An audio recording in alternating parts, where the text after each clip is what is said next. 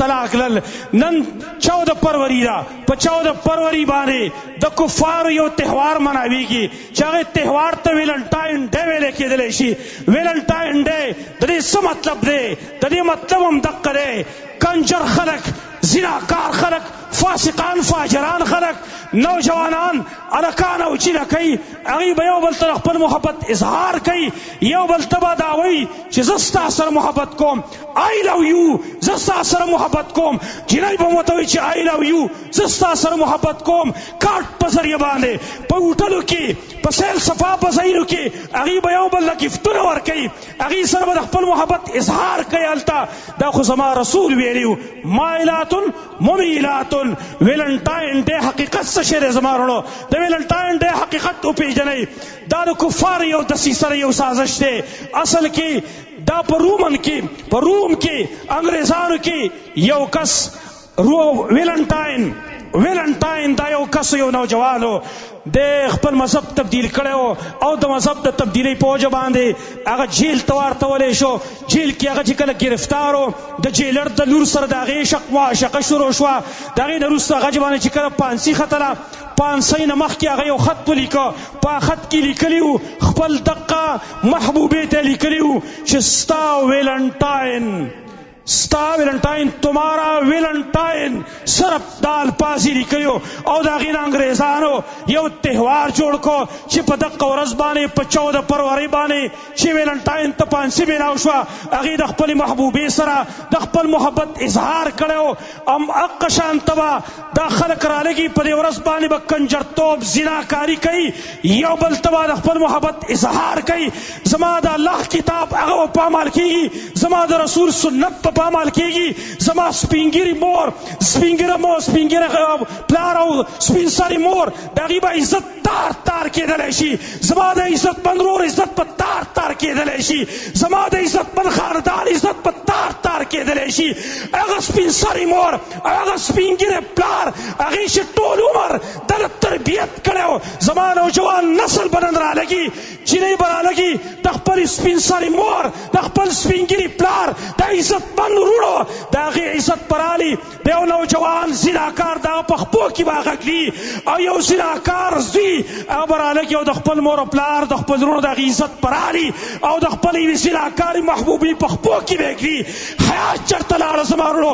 عزت چېرته لاړ زما وروڼو؟ قرآن چېرته لاړه؟ حدیث چېرته لاړه؟ زما د نبي هغه حیا او ابرو چېرته لاړه چې کوم موږ ته ښودلې وه؟ زما وروڼو، زما نبي خو دا ویلي و ما ته، ایاکم الدخول علی النساء، ګورئ ځان وساتئ، پردو زنانه خواله ورد نشئ. ګورئ، او دا یې ما ته ویلي و، اذا خرجت المرأة من بیتها استشرفها الشیطان. کله چې زنانه د کور ته راوځي، شیطان ورته د خلکو نظرونه اوچتوي. نن زما وروڼو، قرآن چې کوم دی هغه پامال کړی شو، د قرآن حکم چې کوم دی هغه د خپو لاندې کړی شو، د نبي سنت د خپو لاندې کړی شل. نن زما نوجوان نسل خپل خواهش راغستلی دی، خپل خواهشاتو دومره حد ته رسولی دی. عزت هم ختم، حیا هم ختمه، قرآن دې بخیر دې پامال شي، حدیث دې بخیر دې پامال شي. عزت زما د ورور او زما د مور او پلار هغه دې بخیر دې د خاورو سره خاورې شي. لیکن چې زما د یو چند منټو خواهش او شوق زما قرتې پوره شي. ویلنټاین ډے مقصد هم دقه دی. ډېره پاره خلک نن ویلنټاین ډے مناوي. ځینې نوجوانانو ته حیران یم، په فیسبوک باندې، په واټساپ باندې، په میسنجرو باندې تاسو پردو زنانو ته، پردو جینکو ته تاسو هغوی ته ګفټونه لیکئ، د محبت اظهار د هغوی سره کوئ.